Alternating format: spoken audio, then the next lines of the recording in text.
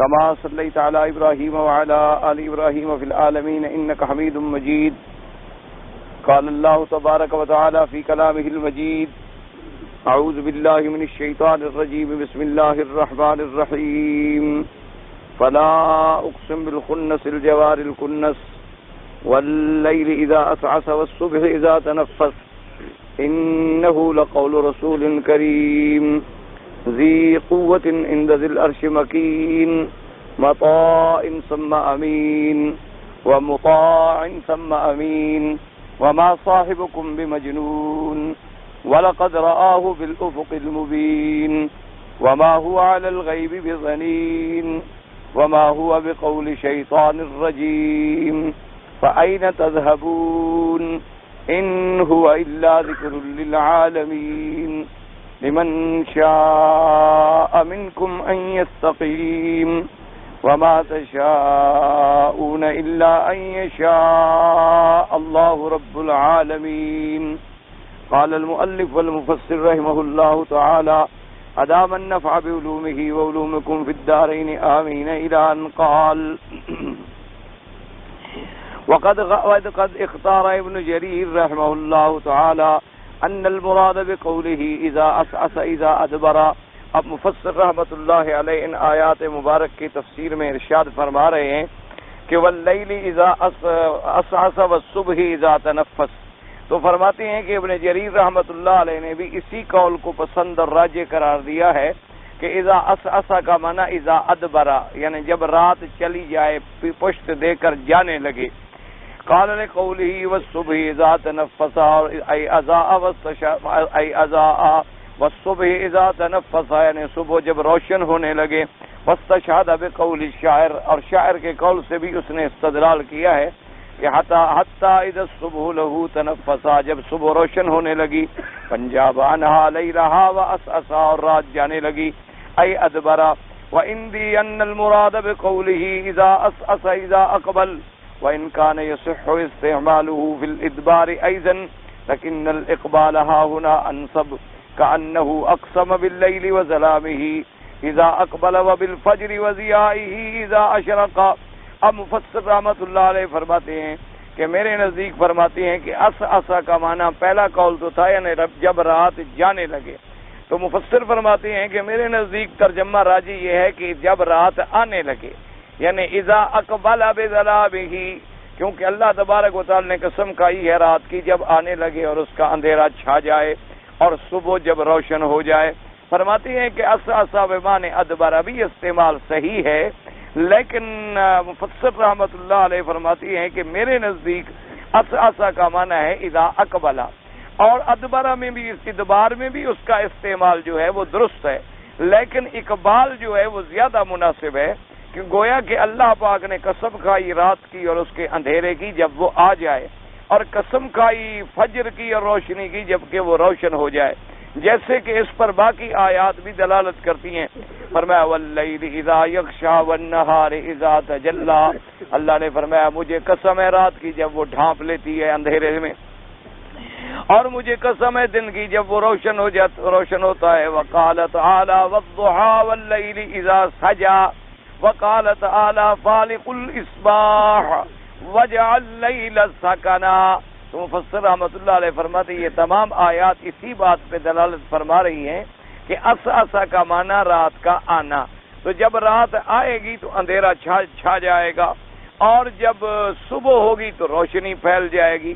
تو باقی آیات بھی اسی پہ دلالت کرتی ہیں. ویسے فرماتی ہیں کہ اسعسا ادبار کے معنی میں بھی صحیح ہے اس کا استعمال. وغیر ذلك من الآیات. وقال كثير من علماء الأصول إن لفظة أسعس تستعمل في الإقبال والإدبار على وجه الاشتراك فعلى هذا يصير أن يراد كل منهما والله أعلم. اب مفسر رحمت اللہ علیہ فرماتی ہیں کہ علماء اصول جو ہیں وہ یہ فرماتی ہیں کہ یہ لفظ جو ہے اسعسا کا یہ اقبال میں بھی استعمال ہوتا ہے، ادبار میں بھی استعمال ہوتا ہے. ان الفاظ کو کہتے ہیں کہ جن کا استعمال مشترک ہو ضدین میں، یعنی حالانکہ آنا اور جانا آپس میں ضد ہیں، آنا اور چیز ہے اور جانا اور چیز ہے. جیسے آگے اور پیچھے ضد ہیں لیکن بعض اوقات الفاظ ایسے ہوتے ہیں جو دونوں ضدین میں مستعمل ہوتے ہیں، جیسے لفظ ورا، من ورائہ جہنم، یا وکانا وراءہم ملک یاخذ کل سفینۃ غصبا۔ تو اب لفظ ورا جو ہے وہ بمعنی امام بھی ہے، اور لفظ ورا جو ہے وہ بمعنی خلف بھی ہے۔ لفظ ایک ہے لیکن استعمال دونوں ضدین میں ہے، جیسے لفظ زوج، اب اس کا استعمال مذکر میں بھی ہے، مؤنث میں بھی ہے، عورت خامد کے لیے بھی ہے، بیوی کے لیے بھی ہے زوج۔ اسی طرح اور الفاظ بہت سارے ہیں جو مشترک ہوتے ہیں، تو لہذا علماء مفسر رحمۃ اللہ علیہ فرماتے ہیں کہ علماء اصول کے نزدیک یہ ہے کہ عصا جو ہے اقبال میں بھی استعمال ہوتا ہے اور ادبار میں بھی استعمال ہوتا ہے، تو اس لیے فرماتے ہیں کہ وقد یراد کل منہما، لہذا جن مفسرین نے فرمایا کہ عصا بمعنی ادبر وہ بھی صحیح ہے، اور جنہوں نے فرمایا اذا عصا بمعنی اقبل وہ بھی ٹھیک ہے، کیونکہ ایک ہی لفظ جب دونوں معنوں میں استعمال ہو سکتا ہے۔ اور قرآن پاک کا یہ اسلوب ہے اللہ کے کلام کا کہ اللہ کا کلام اپنے عموم پر ہوتا ہے، یعنی اس سے جتنے معانی بھی مراد ہو سکتے ہیں تو ہو سکتے ہیں، کوئی ایسی بات نہیں ہے۔ پھر علماء جو تفسیر ہوتے ہیں وہ دیکھتے ہیں کہ کیا کسی معنی میں حضور پاک نے کوئی ایک ترجمہ تو معین نہیں فرما دیا، اگر حضور نے فرما دیا تو بات ختم ہو گئی، کیونکہ سب سے بڑی تفسیر کرنے والی ذات پاک جو ہے وہ حضرت محمد الرسول اللہ کی صلی اللہ علیہ وعلا آلہ واصحابہ وسلم تسلیما کثیرا کثیرا۔ اللہ کے کروڑوں صلاۃ و سلام ہوں حضور پاک کی ذات مبارک پر، کیونکہ حضور جو تفسیر بیان فرماتے ہیں وہ تفسیر بھی ان کو اللہ نے پڑھائی ہے، تو لہذا اگر کسی آیت کا ترجمہ حدیث میں ثابت ہو جائے تو بس بات ختم، پھر تو دوسرا قول ہو ہی نہیں سکتا۔ یہ بات ہمیشہ یاد رکھیں، اصول ہوتا ہے تفسیر کا کہ القرآن یفسر بعضہ بعضا، یعنی ایک جگہ قرآن پاک نے ایک حکم دیا، دوسری جگہ اس کی مزید وضاحت فرما دی، یعنی تفسیر القرآن بالقرآن۔ یا دوسرا اصول یہ ہوتا ہے کہ تفسیر القرآن بالمعذور، کیا معنی کہ تفسیر قرآن کی جائے اس بات سے علی لسان رسول اللہ صلی اللہ علیہ وسلم کہ حضور پاک نے آیت مبارک بھی پڑھی اور اس کا ترجمہ بھی اپنے صحابہ کو پڑھا دیا، تو جو ترجمہ حضور نے پڑھا دیا بس بات ختم ہو گئی، اب اس کے علاوہ تو کوئی دوسری بات سوچی ہی نہیں جا سکتی، کیونکہ اللہ نے قرآن میں فرما دیا ہے کہ قرآن آپ کے سینے میں ہم نے رکھا ہے، قرآن کا پڑھانا بھی ہم نے آپ کو پڑھایا ہے، اور قرآن کا سمجھانا ثم ان علینا بیانا، اس کا سمجھانا بھی ہم نے سمجھایا، تو بات معین جب ہو جائے علی لسان رسول اللہ صلی اللہ علیہ وسلم، اب تو پھر کسی دوسرے قول کی گنجائش کا سوال ہی پیدا نہیں ہوتا۔ جیسے کہ آپ نے مثلا پڑھا تھا کلوا واشربوا حتی یتبین لکم الخیط الابیض من الخیط الاسود من الفجر، اللہ نے فرمایا کہ رمضان المبارک کی رات میں تم کھا سکتے ہو پی سکتے ہو جب تک کہ سیاہ ڈورا اور سفید ڈورا جو ہے وہ علیحدہ علیحدہ نہ ہو جائے۔ اب لفظ تو آیا تھا سیاہ ڈورا اور سفید ڈورا، لیکن حضور پاک صلی اللہ علیہ وسلم نے واضح فرما دیا کہ بھئی اس سے خیط الابیض سے مراد یہ ہے کہ جب صبح صادق، کیونکہ صبح جب ہونے شروع ہوتی ہے نا تو اس کی دو صبح ہوتی ہے، ایک کو کہتے ہیں صبح کاذب اور ایک کو کہتے ہیں صبح صادق۔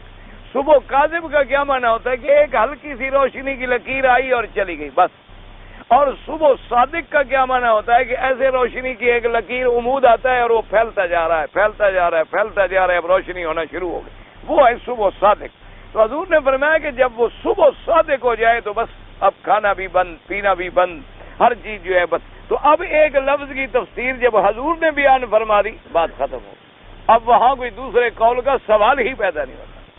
اب بات یہ ہوتی ہے کہ ایک کلام مبارک میں لفظ آ گیا اور اس لفظ کے کئی ترجمے ہو سکتے ہیں، کئی معنی ہو سکتے ہیں، اور کسی ایک معنی میں حضور نے بھی پابندی نہیں لگائی، یہ بات یاد رکھیں، یعنی حضور پاک کی طرف سے اس لفظ کے بارے میں کچھ پابندی نہیں آئی، تو اب بعض مفسرین نے اس کو ادبرہ کے معنی میں لے لیا، بعض مفسرین نے اقبلہ کے معنی میں لے لیا، اور ترجمہ تو دونوں شکلوں میں نہیں تبدیل ہوتا۔ مقصود تو اس بات کا ہو رہا ہے کہ اللہ نے رات کی بھی قسم کھائی اور اللہ نے صبح کی بھی قسم کھائی، تو لہذا ہمیشہ یہ قاعدہ ہے، کیونکہ علم تفسیر جو ہے یہ بڑا نازک علم ہے، اللہ تبارک و تعالی ہر مسلمان کو اس میں ادب اور احتیاط کرنے کی توفیق عطا فرمائے۔ اسی لیے جو بعض لوگ اپنے مطالعے کی بنا پر یا کتابیں پڑھ کے اسٹڈی کرنے کی بنا پر اپنے عقل اور فکر کی بنا پر بعض قرآن کی آیات کی تفسیر کر بیٹھتے ہیں تو وہ گمراہی میں چلے جاتے ہیں۔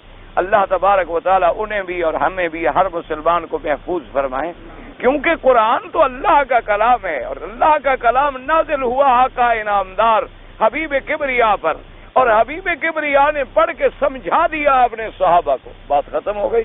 تو اس لیے اس کا تو جب تک وہ سلسلہ نہیں جڑے گا، وہ یعنی کڑی سے کڑی نہیں جڑے گی، تو لازمی بات ہے کہ ہم اپنے عقل اور فکر سے تو پھر ٹھوکریں کھاتے چلے جائیں گے، کیونکہ ایک لفظ کے ترجمے کئی ہو سکتے ہیں، ایک لفظ کے تراجم جو ہیں وہ بڑے مختلف ہو سکتے ہیں، اور ایک آدمی کے دماغ میں ایک بات آ رہی ہے اور اس کے دماغ میں ایک بات جو ہے وہ نہیں آ رہی۔ یہی وجہ ہوتی ہے کہ جو محتاط علماء ہیں وہ قرآن پاک میں باہر کی کوئی چیز اندر لانے پر تیار ہی نہیں ہوتے۔ کیا مطلب؟ مثال کے طور پر قرآن مقدس نے قوم عاد کا واقعہ بیان کیا، بس علماء اتنی بیان کر دیں گے قوم عاد قوم عاد قوم عاد قوم عاد۔ اب وہ قوم عاد کون تھی، کہاں تھی، اس کا تاریخی پس منظر کیا تھا، محل وقوع کیا تھا، اور وہ کس سن میں تھی اور کس زمان میں تھی، یہ بحثیں قرآن نہیں کرتا، کیونکہ قرآن کا مقصد جو ہے وہ عبرت دلانا ہے کہ قوم عاد نے نافرمانی کی اور اللہ کا عذاب آ گیا، بات ختم ہو گئی۔ اب مزید جو تحقیقات ہیں ان کو آپ تاریخی تحقیقات کہہ سکتے ہیں، وہ علیحدہ کتابوں میں آپ کر سکتے ہیں کہ آپ علیحدہ ایک کتاب لکھیں اور اس قوم پر بحث کریں، علیحدہ ایک کتاب لکھیں اور اس کی تاریخ بیان کریں تاکہ لوگوں کے علوم میں اضافہ ہو۔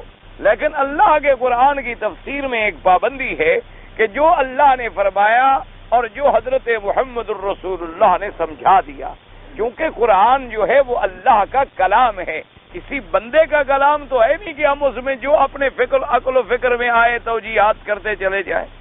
اور پھر اللہ کا قرآن اتنی جامع معنی کامل مکمل کتاب ہے کہ اس میں کسی چون چرا کی مزید گنجائش نہیں ہے، اور اگر صرف قرآن پڑھ لینا اور سمجھ لینا کافی ہوتا تو پھر انبیاء تو بھیجے ہی نہ جاتے۔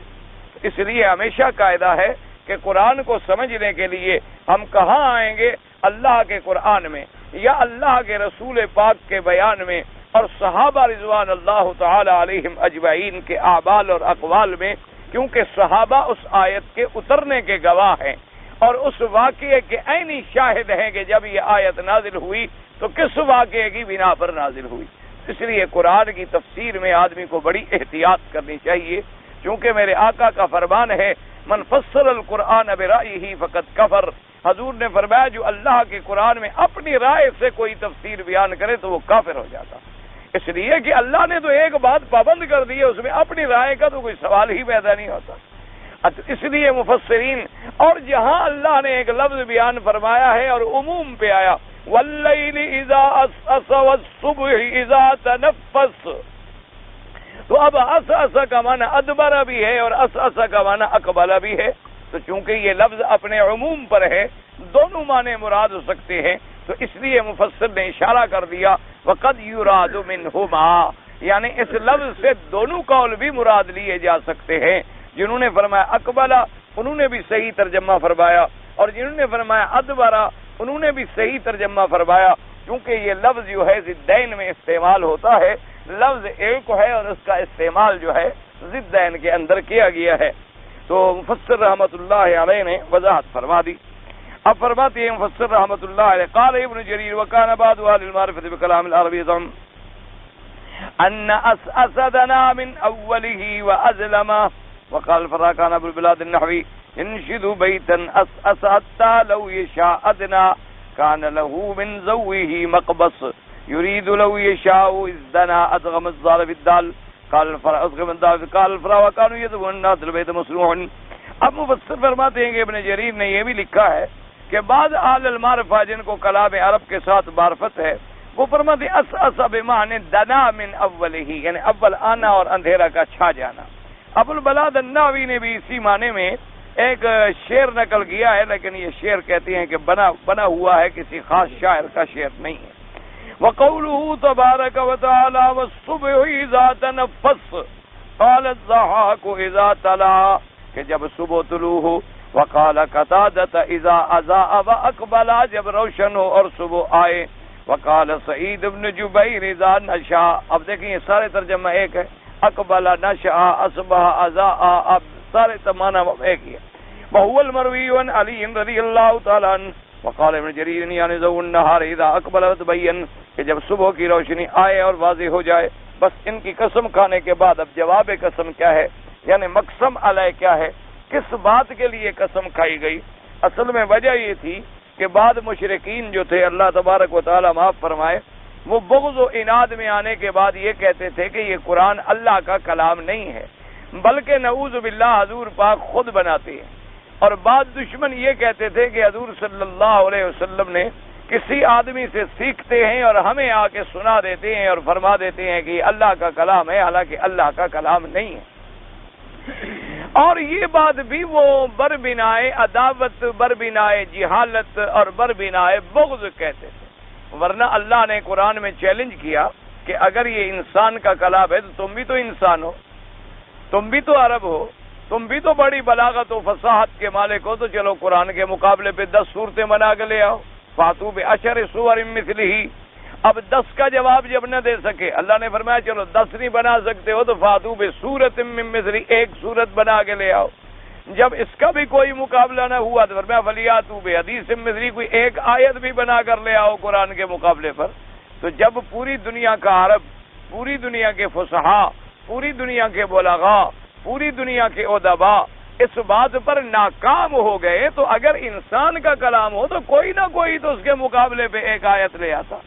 آج بھی آپ دیکھ لیں کہ دنیا کے اندر کفر کتنے عروج پر ہے، کفر کتنی طاقت میں ہے، کفر کے پاس کتنی جدید علوم ہیں، کتنی ان کے پاس اقتصادی اور مادی قوت ہے، لیکن کیا اللہ کے قرآن کے مقابلے پر کوئی ایک آیت بھی بنا سکا ہے، کوئی ایک صفحہ بھی بنا سکا ہے، کوئی ایک رکوع بھی بنا سکا ہے؟ اللہ کے قرآن کے مقابلے پر کوئی ایک چھوٹی سی صورت بھی بنا کر آج تک دشمن پیش کر سکا ہے؟ بڑے لوگوں نے کوشش کی اللہ کے قرآن میں تحریف کرنے کی، اللہ کے قرآن میں تبدیل کرنے کی، تعریف لفظی بھی اور تعریف معنوی بھی. اور بعض بدبختوں نے خدا کے قرآن کے مقابلے پر قرآن بنانے کی بھی کوشش کی، لیکن لوگ تو کیا مانتے، جو ان کے اپنے تھے انہوں نے بھی لعنت بھیجی کہ یہ تمہارا قرآن ہے. یعنی اور لوگ تو کیا مان لیتے جو اس کے اپنے معتقدین تھے، جیسے مسیلمۃ بن الکذاب جو ایک جھوٹا نبی گزرا ہے اور اسی میں وہ مر گیا، اس نے بھی اللہ کے قرآن کے مقابلے پہ ایک دفعہ ایک سورت بنا لی. اس نے پڑھا نا قرآن میں سورت الفیل آئی ہے، الم تر کیف فعل ربک باصحاب الفیل الم یجعل کیدہم فی تضلیل وارسل علیہم طیرا ابابیل ترمیہم بحجارۃ من سجیل فجعلہم کعصف مأکول. تو اس نے اس صورت کے مقابلے پہ ایک صورت بنائی، اور صورت کیا بنائی کہ الفیل وما الفیل وما ادراک ما الفیل، اور ذنبہ صغیر وخرطوبہ طویل. اس نے اس کے مقابلے جب اپنے لوگوں نے سنا، اس نے کہا بے وقوف، جب کوئی سنے گا تو کہے گا یہ پاگل ہے، تو نبی بنا پھرتا ہے، لوگ پاگل بنا بنا کے تمہیں پتھر مار مار کے مار ڈالا کہ یہ اللہ کا قرآن تم نے بنا، الفیل وما الفیل وما ادراک ما الفیل، یہ قرآن ہوتا ہے. تو بس اس کا قرآن وہی ختم ہو گیا. اس کے بعد اس نے ضرورت نہیں کی کہ قرآن بنائے. اسی طریقے سے اللہ تبارک و تعالی معاف فرمائے کہ بعض روافض نے، اور یہ روافض کا جو فتنہ ہے یہ بڑا خطرناک فتنہ ہے، اللہ پاک رحمت کرے. اور انہوں نے بھی قرآن پاک میں بڑے جوڑ لگانے کی کوشش کی، انہوں نے بھی آیات کو آگے پیچھے بدلا. یعنی آیت تو وہی تھی، ایک چھوٹا سا ٹکڑا بنا دیا. آیت تو وہی تھی، اس میں ایک لفظ کا اضافہ کر دیا. آیت تو وہی تھی، اس میں ایک جملے کا اضافہ کر دیا، جیسے یا ایھا الرسول بلغ ما انزل الیک من ربک فإن لم تفعل فما بلغت رسالتہ. تو یہاں ایک جملہ لگا دیا کہ یا ایھا الرسول بلغ ما انزل الیک من ربک فی خلافت علی. اور بدبخت یہ نہ سمجھ سکے کہ اگر یہ ٹکڑا ہم قرآن میں مان لیں تو حضور نے پھر یہ تبدیل کر دیا تو نبی نہ رہا.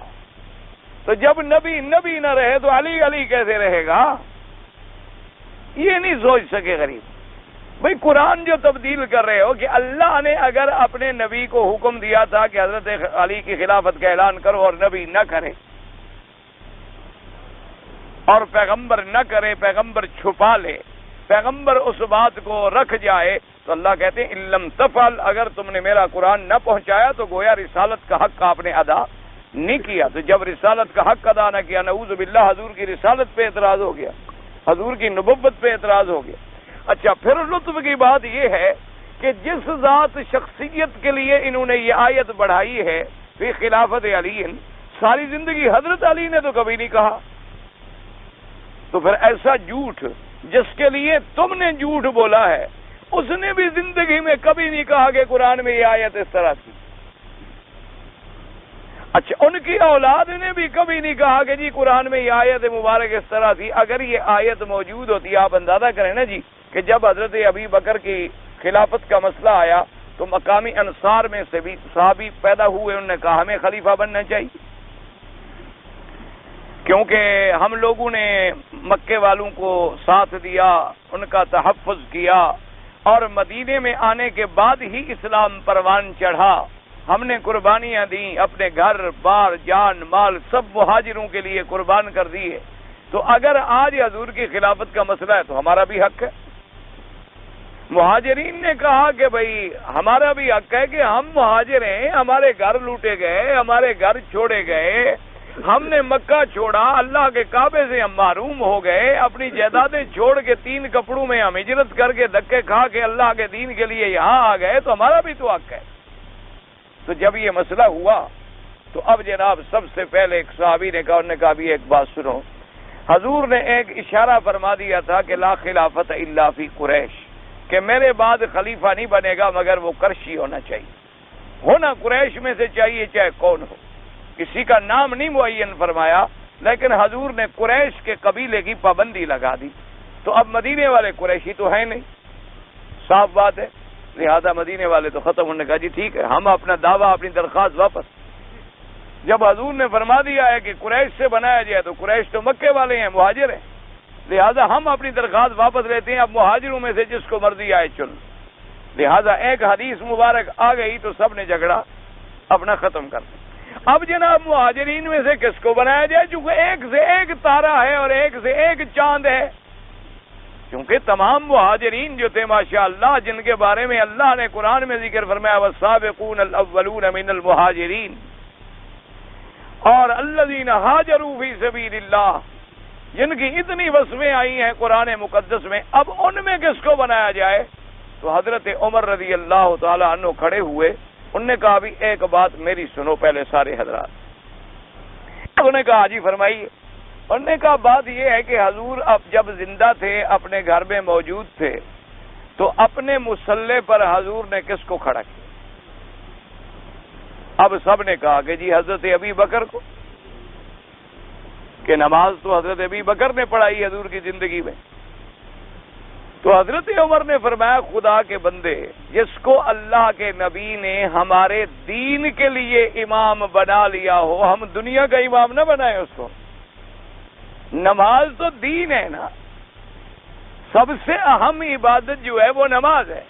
تو جب نماز کے لیے اللہ کے پیغمبر نے ایک شخص کو چن لیا ہے تو دنیا تو معمولی سی بات ہے، تو لازمی بات ہے کہ دنیا میں بھی ہمیں اسی کو چننا۔ اس حدیث آئی، سب نے کہا آمنا و صدقنا، انہوں نے کہا جی بات سمجھ آ۔ اب استدلال کرنے والے حضرت عمر ہیں، لیکن استدلال کس سے کیا؟ حدیث رسول اللہ سے، عمل رسول اللہ سے۔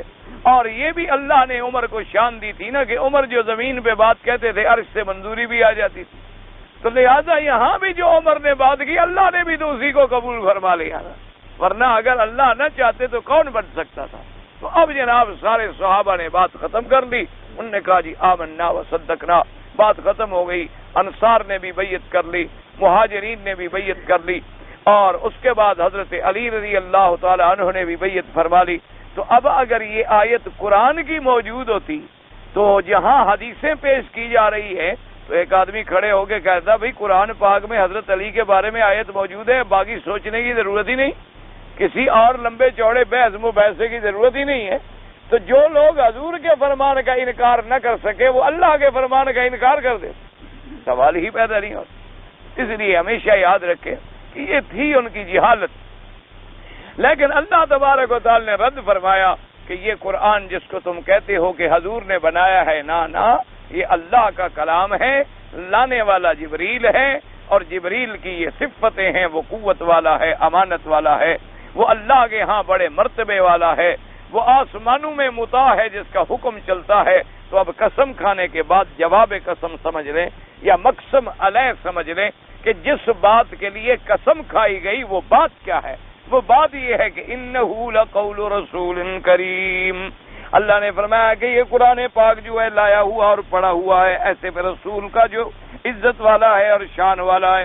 انہ لقول رسول کریم، یعنی ان ھذا القرآن لتبلیغ رسول کریم، یہ پہنچایا ہوا ہے ایک ایسے قاصد کا جو عزت والا، ای ملک شریف نصر الخلق بہی المنظر، ایک ایسے فرشتے نے اتارا ہے جو عزت والا، جو شرف والا ہے، اور جس کو اللہ تبارک و تعالی نے بڑا ایسا عجیب خلقت پیدا فرمایا، ایسا عجیب منظر پیدا فرمایا، ایسا جمال عطا فرمایا، اور اس سے مراد کون ہے؟ وہو جبریل علیہ الصلوۃ والسلام۔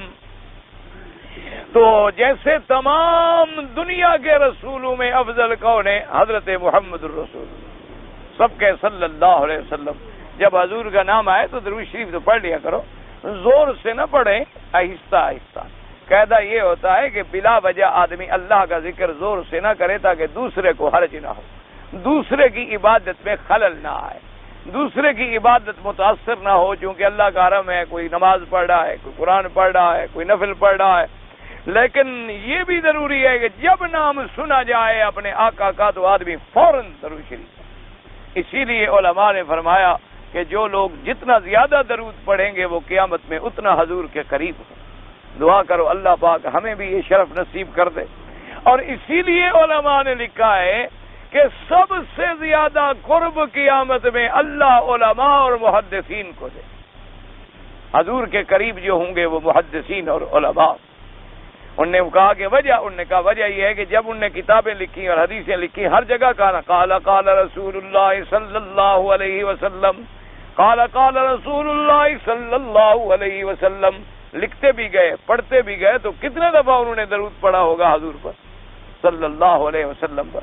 باقی ہم دنیا دار لوگ ہیں، کبھی موقع ملا تو پڑھ لیا، کبھی اذان سنی تو پڑھ لیا، کبھی حضور پاک کا نام مبارک آیا تو پڑھ لیا۔ اصل کمال تو ان لوگوں کا ہے نا جی جنہوں نے قرآن کی تفسیریں لکھی، جنہوں نے حدیثیں لکھی، جنہوں نے ماشاءاللہ 30 جلد میں کتابیں لکھی، بعد نے تو 300 جلد میں کتابیں لکھی، اور ان میں کتنے لاکھ دفعہ نام آیا ہوگا پاک نبی صلی اللہ علیہ وسلم کا، اور ہر دفعہ نام بھی لکھا اور ساتھ لکھا صلی اللہ علیہ وسلم۔ اچھا، اسی طرح علماء کہتے ہیں، یاد رکھیں، یہ ہمارے ہاں آج کل ایک رواج بن گیا ہے نا جی کہ کسی اللہ کے ولی کا نام لکھیں تو اوپر ایک ہا کا یا را کا ایک چھوٹا سا لفظ لکھ دیتے ہیں، یعنی مراد ہوتی ہے رحمت اللہ، اور اگر صحابی کا نام لکھیں تو را لکھ دیتے ہیں، مراد ہوتی ہے رضی اللہ، اور حضور کا نام آئے تو عین لکھ دیتے ہیں، مراد ہوتا ہے علیہ الصلوۃ۔ یہ غلط بات ہے، جب بھی حضور کا نام لکھیں تو پورا لکھیں صلی اللہ علیہ وسلم، یا سواد لکھ دیتے ہیں۔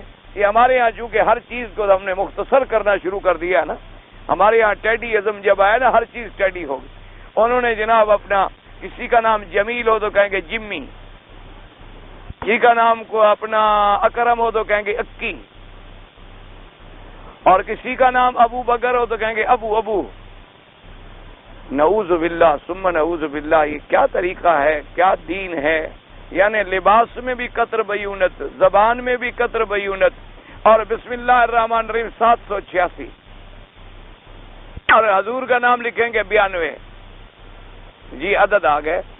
ہم نے تو ہر چیز میں نعوذ باللہ پورے دین کو بدل ڈالا۔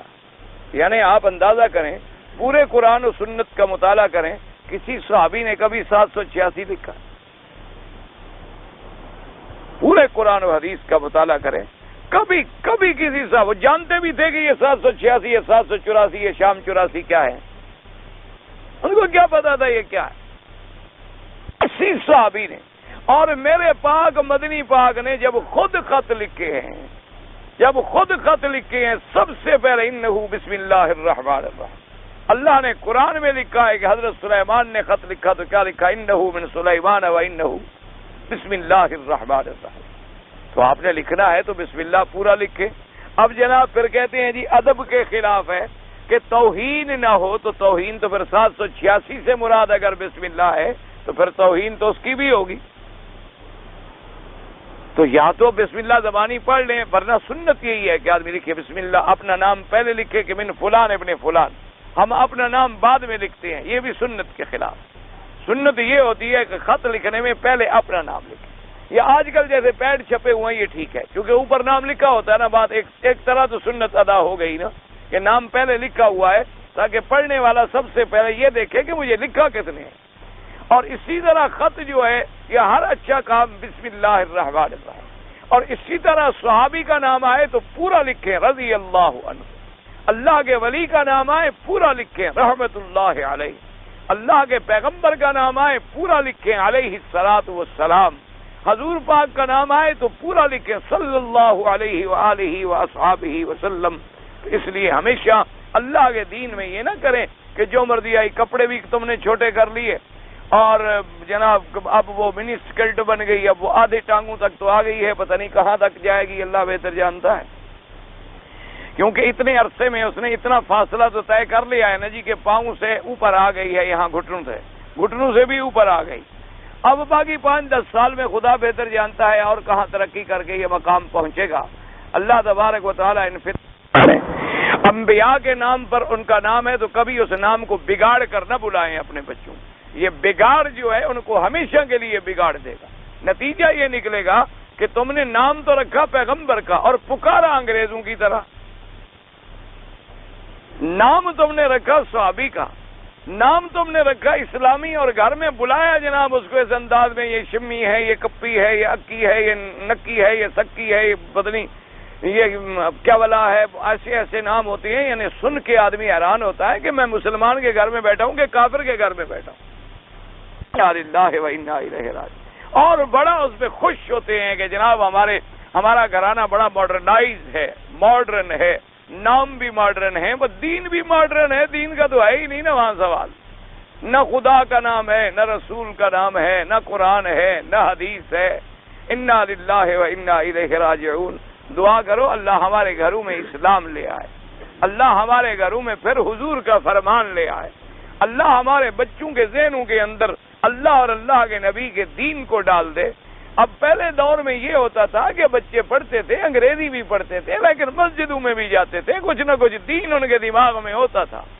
اب تو مشکل یہ ہے کہ بچے نے ہوش سنبھالا اور مشنری سکولوں میں چلا گیا، وہ صلیب بنانا جانتا ہے اور تو کچھ نہیں جانتا، وہ اپنے سینے پہ صلیب بنا رہا ہے اور عیسیٰ علیہ السلام کو خدا کا بیٹا سمجھ رہا ہے، وہی نظم پڑھتا ہے، وہی اشعار پڑھتا ہے، وہی کتابیں پڑھتا ہے، اور چھوٹی بچی ہے وہ بھی گھر میں آتی ہے، ماں کو بتاتی ہے کہ آج مجھے میڈم نے یہ پڑھایا تھا۔ اللہ تبارک و تعالیٰ معاف فرمائے، یعنی اب ہم تو عرب میں حیران ہوتے ہیں کہ ان کو کیا بلا ہو گئی ہے، یہاں بھی یہ افندم اور پتہ نہیں مفندم اور پتہ نہیں کہاں سے لفظ لے آئے ہیں، اور کہاں سے انہوں نے بھی ڈھونڈ نکالے ہیں، چونکہ ایک ہوا چلتی ہے نا، سب کو لگتی ہے، اچھو کو بھی لگتی ہے اور بروں کو بھی لگتی ہے، اور جن کے پاس پیسہ زیادہ ہو بدقسمتی سے انہیں زیادہ لگتی ہے، کیونکہ غریب آدمی کو تو قدرت کی ہوا لگے گی یا پنکھے کی، ان کو تو اے سی والی لگتی ہے۔ ہاں بنی بنائی ٹھنڈی ہوا یخ کر دے، کچھ نہ رہے، نہ آدمی کام کا رہے، نہ آدمی کسی ہوش کا رہے، نہ عقل کا رہے، نہ خیرت کا رہے۔ بہرحال اللہ تبارک و تعالیٰ ان پر بھی، ہم پر بھی، ہر مسلمان پہ رحم فرمائے۔ خدا کے لیے کوشش کریں آپ کے گھروں میں تھوڑا سا دین آئے، آپ کے گھروں میں کچھ نہ ہو، تھوڑے سے بچوں کو تعلیم الاسلام پڑھا دی، تھوڑا سا بچوں کو دین کے موٹی موٹی باتیں پڑھا دی، کلمے پڑھا دیے 6، تھوڑا سا بچوں کو اللہ کے رسول کا نام سمجھا دیا، اپنے گھر والوں کو، بچوں کو، عورتوں کو کوئی کتاب دین کی پڑھا دی، تعلیم الاسلام ہے، بہشتی زیور ہے، اور اردو کی اچھی اچھی علماء کی لکھی ہوئی کتابیں ہیں، ان کو کہا بیٹا تم ایم اے کرو، بی اے کرو، جو مرضی آئے کرو، تھوڑا سا ایک صفحہ گھر میں بیٹھ کر یہ بھی پڑھ لیا۔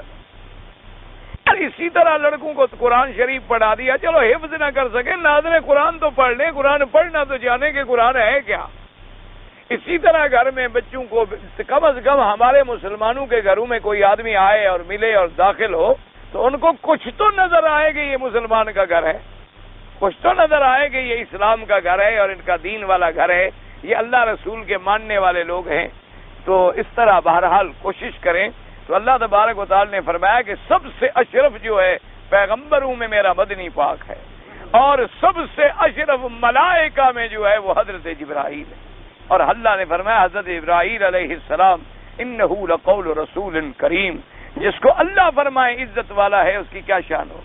ایک تو ہے نا جی بندہ کہے کہ وہ بڑے شان والا، ایک ہے کہ کسی شان والا، لیکن ایک ہے کہ رب العالمین فرما دیں کہ وہ بڑے شان والا فرشتہ ہے۔ اللہ نے اس کو بڑی عجیب الخلقت پیدا فرمایا۔ حضور فرماتے ہیں جب میں نے دیکھا تو یہ پورا افق جو تھا وہ جبریل کے پروں سے بھر گیا۔ فرمایا قد ملأ الافق، ایک حدیث میں قد سد الافق، اور 600 اللہ نے انہیں پر عطا فرمائے۔ اور اللہ تبارک و تعالی نے سرعت رفتار یہ عطا فرمائی کہ پہلا قدم زمین پہ ہو تو دوسرا قدم پہلے آسمان پہ ہوتا۔ اتنی اللہ تبارک و تعالی نے انہیں قوت عطا فرمائی کہ وہ پوری کی پوری بستیوں کو اٹھا کے آسمانوں تک لے جا کے پٹکتے تو پتہ ہی نہ چلے۔ تو اس لیے فرمایا انہ لقول رسول کریم، یعنی اللہ تبارک و تعالی نے ملک شریف، ملک عزت والا، شرف والا اور عجیب اور خوب خلقت والا اور بڑے عجیب منظر جمال والا، وہو جبریل علیہ السلام قال ابن عباس والشعبی میمون بن مہران والحسن وقتادہ والربیع بن انس والزاق وغیرہم ذی قوت وقوله تبارک و تعالی علمہ شدید القوى ذو مرۃ اے شدید الغضب شدید البطش والفعل۔ اللہ نے فرمایا وہ قوت والا فرشتہ، وہ طاقت والا فرشتہ جس کو اللہ نے ایسی قوتوں سے نوازا ہے۔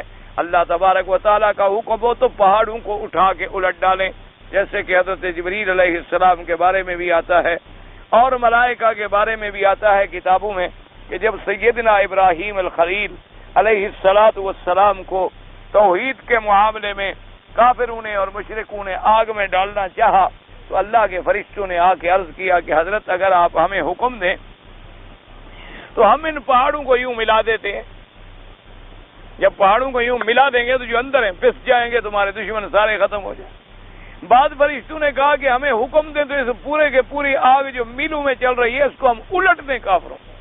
یعنی اللہ نے اتنی قوت دی ہے، اتنی طاقت دی ہے اللہ تبارک و تعالیٰ نے اپنے فرشتوں کو۔ اسی سے آپ اندازہ فرمائیں کہ اتنی قوت عطا فرمائی ہے کہ ایک فرشتے کو حکم دیا کہ چیخ مارو، چیخ ماری پوری قوم کی قوم مر گئی، بس آواز بھی برداشت نہ کر سکے، صرف ایک آواز بھی برداشت نہ کر سکے۔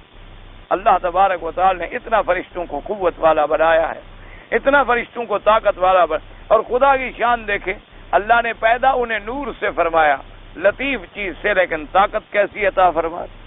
اور اللہ تبارک و تعالی نے انسان ہے پیدا کیا گیا مٹی سے جو بڑی کثیف چیز ہوتی ہے، لیکن وہ کتنا کمزور ہے، کتنا ضعیف ہے، کسی چیز کا مقابلہ ہی نہیں کر سکتا، اس کی طاقت ہی نہیں۔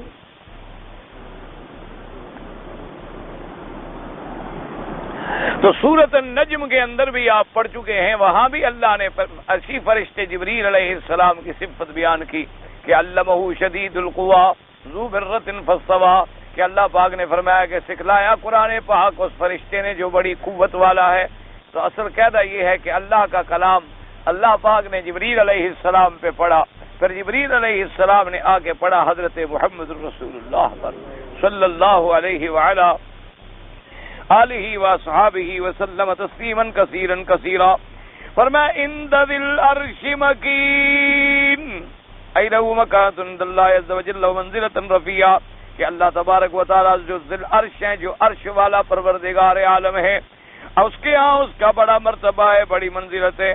قال ابو صالح فی قوله تعالی عند ذی العرش مکین، قال جبریل یدخل فی 70 حجابا من نور بغیر اذن، کہ حضرت جبریل علیہ السلام کو اللہ نے اتنا مرتبہ دیا ہے کہ اللہ تبارک و تعالیٰ کے آگے جو حجابات ہیں نور کے، وہ 70 پردوں کے اندر تک تو جا سکتا ہے بغیر اجازت کے، اس کے بعد نہیں جا سکتا۔ یعنی اللہ تبارک و تعالیٰ نے ان کو اتنا شرف عطا فرمایا ہے۔ اللہ تبارک و تعالیٰ جو عرش والے ہیں ان کے ہاں اس کی اتنی بڑی منزلت ہے، اتنی بڑا مرتبہ ہے، اتنا بڑا مقام ہے، اس لیے اللہ پاک نے، اور یہ قاعدہ ہوتا ہے کہ جب جبریل اتنے شرف والا ہے، جو فرشتہ قرآن لانے والا ہے وہ اتنی عزت والا ہے، تو جس کا کلام ہے اس کا کیا شان ہوگا، اور جس پہ کلام اتارا گیا ہے اس نبی کا کیا شان ہوگا۔ اس لیے اس کی عظمت جو ہے وہ خود بخود بیان ہو رہی۔ اسی لیے میں نے عرض کیا تھا انشاءاللہ شاید آپ کو یاد ہوگا کہ قرآن پاک میں جہاں جہاں اللہ نے قرآن کی عظمت بیان کی ہے اس میں اس بات رسالت خود بخود ہو جاتا ہے۔ کیا مانا کہ اللہ ہم نے قرآن اتارا، قرآن عظمت والا، عزت والا، شان والا، تو جب قرآن کا عظمت آ گئی اور اتارنا ثابت ہو گیا تو جس پہ اتارا گیا اس کی رسالت اور نبوت خود بخود ثابت ہو گئی۔ تو جہاں یہ عظمت بیان کی جاتی ہے وہی خود بخود شان بیان ہو جاتا ہے محمد مصطفیٰ خاتم الانبیاء حبیب کبریا صلی اللہ علیہ وعلا آلہ واصحابہ وسلم تسلیما کثیرا کثیرا۔ اسی لیے الحمدللہ آپ نے حدیثوں میں پڑھا ہے کہ حضور پاک کبھی اونٹنی مبارک پہ ہوتے اور اللہ کا قرآن شریف نازل ہوتا تو قرآن کا اتنا ثقل ہوتا تھا کہ اونٹنی گردن گرا دیتی اور کبھی کبھی گردن گرانے کے علاوہ بیٹھ جاتی تھی، کھڑی نہیں ہوتی۔ حالانکہ اونٹنی کتنی طاقتور جانور ہے، اور پھر خاص طور پہ حضور پاک کی اونٹنی مبارک تو بڑی طاقت والی تھی، اس کا مقابلہ تو کوئی اونٹنی بھی نہیں کر سکی۔ حضور کو اونٹنی بڑی پسند تھی، آپ کی کئی اونٹنیاں تھیں، حضور کی اونٹنی قصوہ بڑی معروف تھی، اور صحابہ کہتے ہیں اللہ نے اس کو ایسی تیزی عطا فرمائی تھی کہ کوئی اونٹ اس کے مقابلے پہ چل ہی نہیں سکتا تھا، اور سب اونٹنیاں پیچھے رہ جاتی ہیں، سب کو پیچھے چھوڑ۔ ایک دفعہ بڑا عجیب اتفاق ہوا، ایک بدو آیا، اس کے بعد چھوٹا سا اونٹ تھا، اس نے آ کر حضور کی اونٹنی کے ساتھ اپنا وہ دوڑایا اونٹ، تو وہ بدو کا اونٹ جو تھا وہ آگے نکل گیا۔ حضور پاک نے فرمایا کہ ہاں یہ اس لیے ہوا ہے کہ اللہ نے میری اونٹنی کا غرور توڑ دیا ہے، اس کو غرور نہ ہو جائے کہ میں سب سے آگے نکل جاتی ہوں، تو اللہ تبارک و تعالیٰ نے آج اس کا غرور جو تھا وہ توڑ دیا، کیونکہ غرور اللہ کو پسند نہیں ہے، چاہے انسان کرے یا چاہے جانور کرے، اللہ اس کی گردن کو ضرور توڑ دے۔ جو آدمی تواضع کرے گا وہ آدمی بلند ہو جائے، اور جو آدمی تھوڑا سا غرور پہ آئے بس سمجھے اس کے آخری دن آ گئے، پھر اللہ کی پکڑ جو ہے وہ آ جاتی ہے۔ تو حضور پاک نے فرمایا ہاں اسی لیے ہوا ہے۔ میں نے کہا کہ بھی یہ کیسے میری اونٹنی کیسے ہار گئی ایک چھوٹے سے اونٹ سے؟ تو آپ نے فرمایا ہاں اللہ نے آج اس کے غرور کو توڑ ڈالا ہے کہ اس کو یہ ناز نہ ہو جائے کہ میں سب سے آگے چلی جاتی ہوں، اور اتنی بڑی طاقتور اونٹنی تھی لیکن پھر بھی گردن گرا دیتی تھی یا بیٹھ جاتی تھی، یعنی اتنا اللہ کے قرآن کا ثقل اور عظمت ہوتی۔ اسی طرح ایک صحابی فرماتے ہیں حضرت زید رضی اللہ تعالی عنہ کہ ایک دفعہ حضور کے میں قریب بیٹھا تھا تو آپ نے اپنی ران مبارک میری ران پہ رکھی ہوئی تھی۔ یہ حضور رحمت للعالمین، یعنی صحابہ سے ایسی بے تکلفی ہے کہ اکٹھے بیٹھے ہیں اور فکر کوئی نہیں، ایک ہی دسترخوان پہ کھا رہے ہیں، ایک ہی پیالے مبارک سے پانی پی رہے ہیں، ایک ہی پیالے مبارک سے سالن لے رہے ہیں، اور حضور صلی اللہ علیہ وسلم ان کے ران پہ ران رکھ کے بیٹھے ہوئے، قرآن نازل ہونا شروع ہوا۔ صحابی کہتے ہیں یہ تو اللہ کی شان ہے کہ چھوٹی آیت نہیں، میری تو ٹانگ ٹوٹ جاتی، فرماتے ہیں میں برداشت نہ کر سکا اس ثقل وحی کو کہ میری ٹانگ ٹوٹنے پہ آ گئی، لیکن خدا کی رحمت سے وحی مختصر تھا تو وحی ختم ہو گیا، تو وہ ثقل ختم ہو گیا اور حضور نے بھی اپنی ران مبارک اٹھا لی۔ اس لیے اللہ کے قرآن، اور جب اتنے عظمت والے کلام کو جو اٹھا کے لاتا ہے، جو یاد کر کے لاتا ہے، اس کی کتنی قوت طاقت ہوگی، اللہ تبارک و تعالی نے اس کو کتنا مرتبہ عطا فرمایا ہوگا کہ وہ قرآن پاک کو پڑھ کے یاد کر کے آئے اور حضور پاک پہ آ کر تلاوت کرے۔ اس لیے فرماتے ہیں اللہ تبارک، اور یہ یاد رکھیں کہ کوئی آدمی دنیا میں اللہ کا رویت اور اللہ کا دیدار نہیں کر سکتا، البتہ قیامت میں رویت باری تعالیٰ ہوگی، یعنی قیامت میں اللہ تبارک و تعالیٰ مومنین کو اپنا دیدار نصیب فرمائیں گے، البتہ دنیا کے اندر کوئی سوال پیدا نہیں۔ اب اس میں بہرحال اختلاف ہے کہ کیا حضور پاک کو زیارت نصیب ہوئی یا نہ، تو بعض صحابہ کہتے ہیں کہ حضور پاک کو زیارت نصیب ہوئی ہے، اور بعض صحابہ فرماتے ہیں کہ نہ، حضور کو بھی زیارت نصیب نہیں ہوئی، حضور صلی اللہ علیہ وسلم کو بھی پروردگار عالم کی زیارت نصیب نہیں ہوئی۔ البتہ جو لوگ قرآن کی آیات سے لیتے ہیں کہ حضور پاک نے دیکھا اور حضور پاک کے قریب آ گیا، وہ جبریل علیہ السلام مراد ہے، اس سے مراد خداوند قدوس کا مطلب نہیں ہے کہ اللہ تبارک و تعالیٰ کی ان آیات جیسے آتے ہیں ثم دنا فتدلی فکان قاب قوسین او ادنا، تو بعض لوگ اسی سے یہ لیتے ہیں کہ حضور اللہ کے اتنے قریب ہو گئے، لیکن اس سے مراد جبریل علیہ السلام ہے، یہ ہمیشہ یاد رکھیں۔ اور بعض علماء فرماتے ہیں کہ اگر ہم حضور کی زیارت کو تسلیم بھی کر لیں تو حضور کو معراج کی رات زیارت ہوئی، وہ بھی آسمانوں میں، جب اللہ نے آپ کو اوپر بلایا تو وہ تو عالمی اور تھا نا، اس دنیا میں تو زیارت نہیں ہوئی، وہ اگر زیارت ہوئی بھی ہے تو وہ تو دنیا سے باہر، یعنی حضور کو اللہ آسمانوں پہ لے گئے. اللہ تبارک و تعالی نے اگر وہاں رؤیت نصیب فرما دی ہو، اس لیے علماء فرماتے ہیں کہ وہ بھی منافی نہیں ہے. البتہ قیامت والے دن اللہ ہر مسلمان کو اپنی زیارت کروائیں گے. اللہ تبارک و تعالیٰ سے دعا کر لو، اللہ کے کعبے میں بیٹھے ہو، اللہ ہمیں بھی نصیب فرما، اللہ ہمیں بھی اپنی رؤیت سے محروم نہ فرمائے، اللہ ہمیں بھی اپنی زیارت سے محروم نہ فرمائے. تو اور قیامت میں بعض ایسے خوش نصیب ہوں گے جن کو مہینے میں زیارت ہوگی، بعض کو ہفتے میں زیارت ہوگی، بعض کو روزانہ زیارت ہوگی، اور بعض ایسے بھی خوش نصیب ہوں گے جن کو ہر وقت اللہ کی زیارت نصیب ہوگی. تو یہ تو مراتب ہیں، مراتب شان ہیں اللہ تبارک. اور حضور نے فرمایا کہ زیارت بھی ایسی واضح ہوگی کہ جیسے 14ویں کی چاند میں تمہیں کوئی شک نہیں ہوتا، اسی طرح تم اپنے اللہ کی رؤیت میں بھی کوئی شک نہیں کرو. اللہم ارزقنا رؤیتک برحمتک یا ارحم الراحمین. اللہ ہمیں قیامت میں اپنی رؤیت نصیب فرمائے، حضور پاک کی شفاعت نصیب فرمائے، اور سب مسلمانوں کو جنت الفردوس نصیب فرمائے. اور اس کے بعد فرماتے ہیں مطاع ثمامین ای لہ وجاہۃ وہو مسموع القول مطاع فی الملأ الاعلی. اللہ نے فرمایا جبریل کی یہ بھی صفت ہے کہ مطاع، اس کی بات سنی جاتی ہے، بات مانی جاتی ہے. یعنی آسمانوں میں جب وہ کوئی بات فرماتے ہیں، ملأ اعلی میں جب کوئی بات فرماتے ہیں، تو تمام ملائک جو ہیں، تمام فرشتے جو ہیں، وہ جبریل علیہ السلام کی بات کو تسلیم کرتے ہیں. اور اسی طرح حدیث مبارک میں آیا ہے، شاید انشاءاللہ آپ کو بھی یاد ہوگا، کہ قیامت کا دن جب آ جائے گا، جب ساری مخلوق پہ موت آ جائے گی اور فنا آ جائے گی، تو آخر میں یہ 4 فرشتے بچیں گے، یعنی جبرائیل علیہ السلام، میکائیل علیہ السلام، اور اسی طرح اسرافیل علیہ السلام اور اسرائیل یا اسرائیل علیہ السلام. تو اللہ تبارک و تعالیٰ فرمائیں کہ جبرائیل اب کتنے بچے؟ تو وہ عرض کریں گے مولا آپ جانتے ہیں، تو ہم تو صرف 4 فرشتے باقی رہ گئے. تو اب اللہ حکم دیں گے جبرائیل علیہ السلام کہ اب تم ان 3 کا روح جو ہے وہ قبض کرو. یعنی پہلا جو کام اسرائیل کا تھا، اب وہ جبرائیل کے پاس آ گئے. وجہ کیا ہے؟ تاکہ دنیا یہ نہ سمجھے کہ موت یہی فرشتہ دیتا ہے. اللہ جس کو ڈیوٹی دے دے وہ کام کرتا ہے. اللہ تبارک و تعالی جبریل علیہ السلام کو حکم دیں گے تو جبریل علیہ السلام سب کا روح قبض کریں گے، تو باقی صرف جبریل علیہ السلام رہ جائے. یعنی یہ کتنا شرف ہے کہ سب سے آخر میں موت آئے گی تو جبریل پہ آئے. جب ساری دنیا ختم ہو گئی، سارا نظام فنا ہو گیا، ملائکہ پہ موت آ گئی، اللہ فرمائیں گے جبرائیل اب کون باقی بچا؟ وہ کہیں گے اللہ آپ تو جانتے ہیں، اب تو آپ کا ایک عبد ضعیف بچ گیا، آپ کا ایک کمزور بندہ جبرائیل ہی رہ گیا، اور تو کوئی نہیں. فرمایا منہ تو تم بھی مر جاؤ، تم بھی مر جاؤ. تو جبریل علیہ السلام بھی مر جائیں گے، اس لیے کہ فرمایا کل من علیہا فان ویبقى وجہ ربک ذو الجلال والاکرام. کیونکہ جو چیز بھی اللہ نے اپنی مخلوق میں بنائی ہے وہ قابل فنا ہے اور قابل ہلاک ہے، لہذا سب پہ موت آ گئی. ایک ذات پاک ہے، اسی کی الحی القیوم الدائم والباقی، جس نے ہمیشہ رہنا ہے.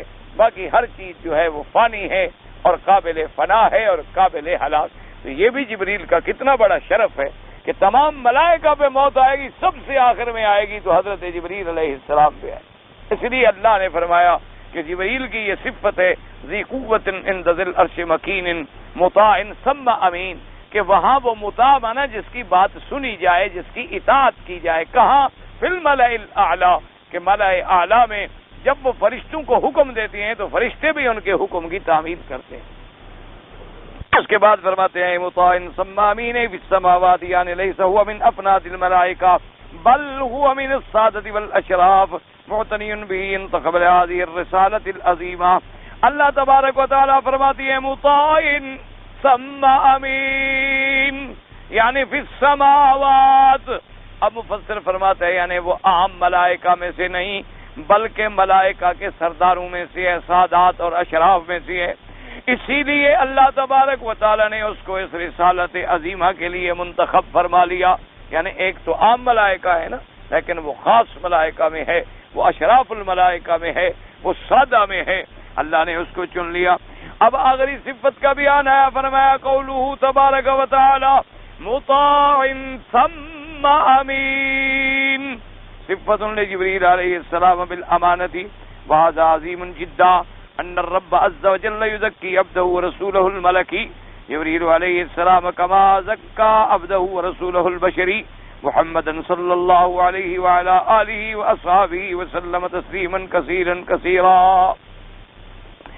اللہ نے فرمایا کہ جبریل کی ایک صفت یہ ہے امین، امانت والا، امانت والا، امانت دار، جس نے کبھی خیانت نہیں کی، چونکہ اللہ کے ملائکہ گناہوں سے پاک، نافرمانیوں سے پاک، لا یعصون اللہ ما امرہم ویفعلون ما یؤمرون، لا یسبقونہ بالقول، اللہ کے حکم سے آگے پیچھے جانے والے نہیں۔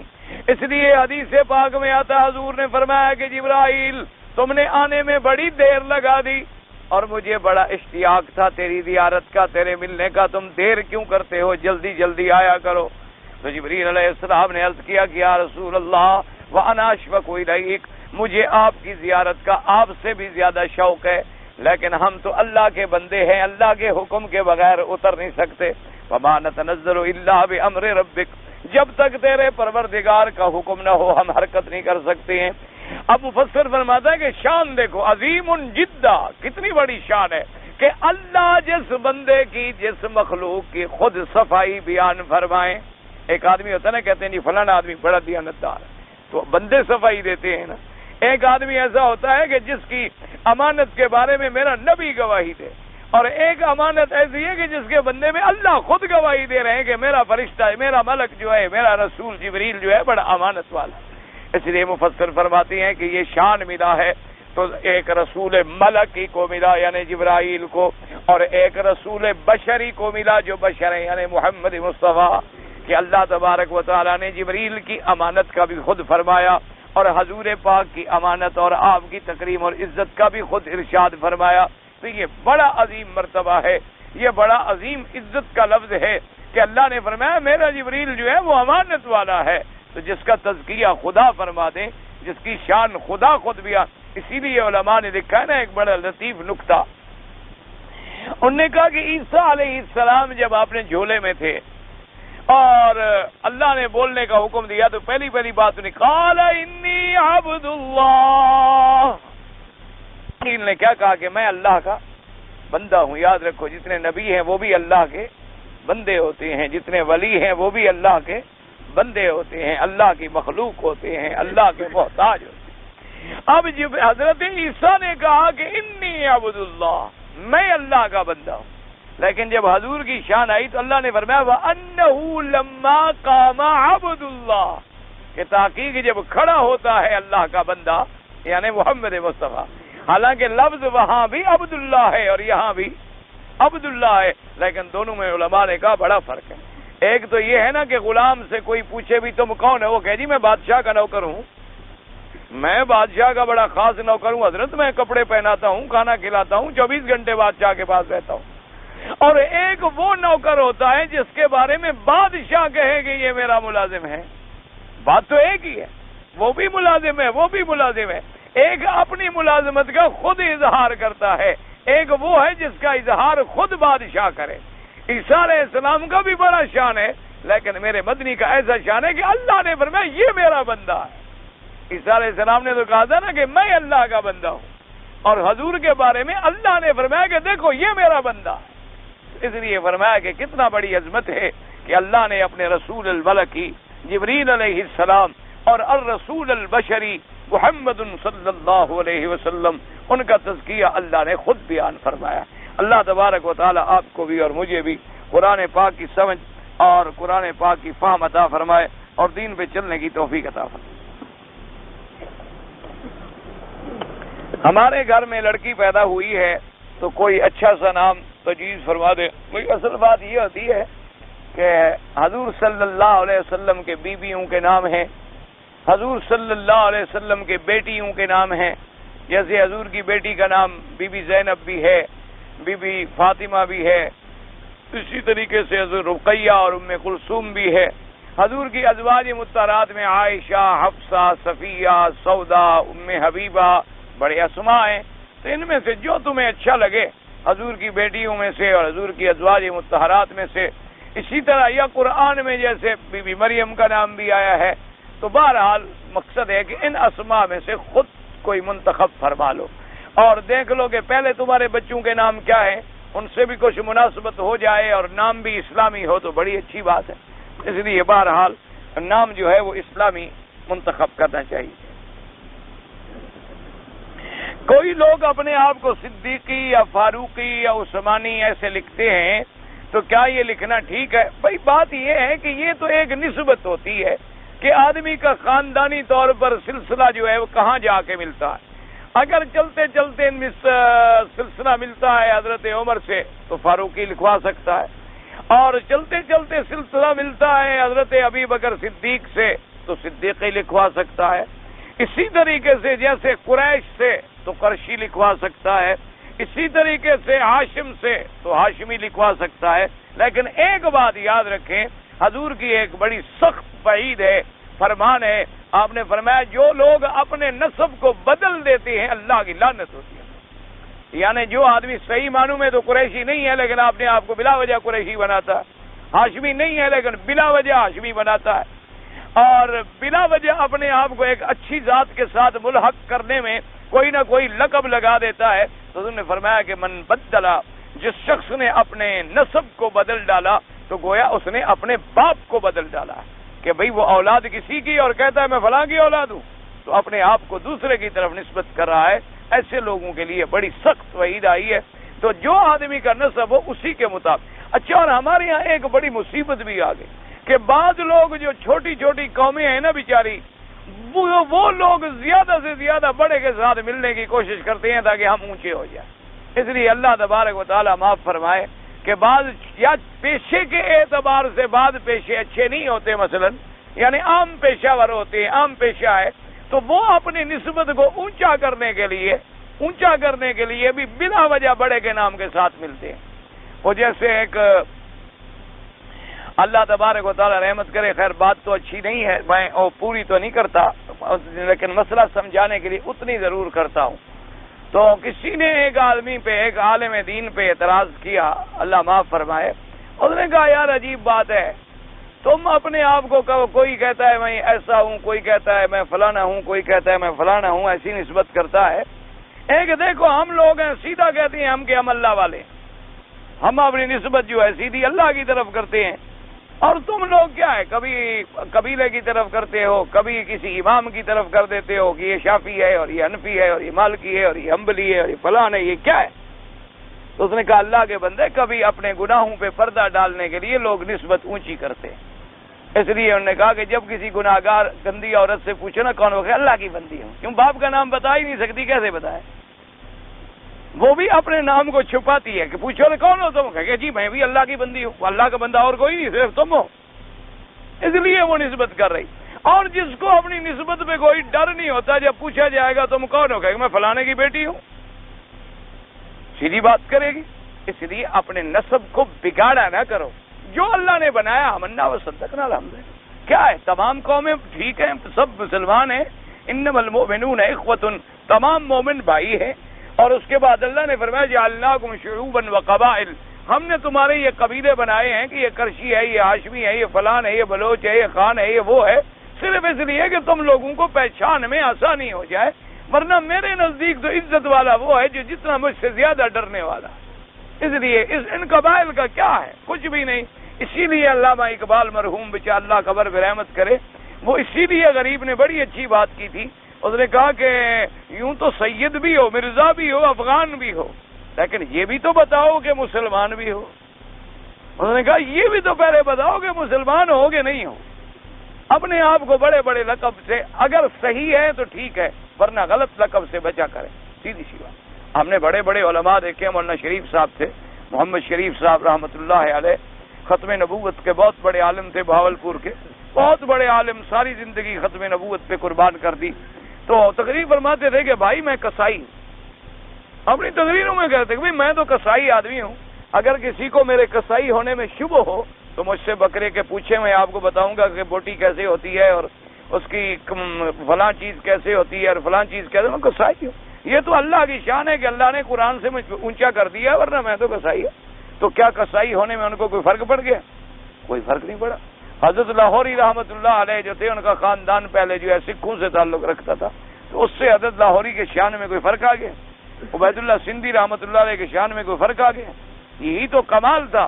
اسی لیے تو حضرت عطا اللہ شاہ بخاری رحمۃ اللہ علیہ اپنی تقریروں میں فرمایا کرتے تھے, وہ کہتے تھے میرا ربا تیرے بھی عجیب فیصلے ہیں کہ سکھ کا بیٹا قرآن کی تفسیر لگ گیا اور سید کا بیٹا وارث شاہ کی ہیر لگ گیا. وہ کہتے تھے یہ اللہ تیرے فیصلے کہ سکھوں کے گھر میں پیدا ہوئے قرآن کی تفسیر لگ گئے کہ ساری دنیا میں قیامت تک پڑھی جائے, اور وہ سید کے گھر میں پیدا ہوا ملا بھی کیا, ہیر ملی, جو ساری زندگی کون پڑھیں گے, طوائفیں اور گویے اور گانے والے اور جھوٹے سچے عاشق ہیر پڑھتے پھریں گے. تو اس لیے انہوں نے فرمایا یہ تو اللہ کی شان ہے, اللہ جس سے چاہے کام لے. میرے ایک دوست نے صوبیہ رکھا ہے, کوئی عرض نہیں, ٹھیک ہے, سے ہوتا ہے, پتہ نہیں مجھے کیا پتا, سے بھی ہو سکتا ہے, سواد سے بھی ہو سکتا ہے, سین سے بھی ہو سکتا ہے, پتہ نہیں اس نے کیا مراد لیا ہوا ہے, مجھے کیا پتا ہے.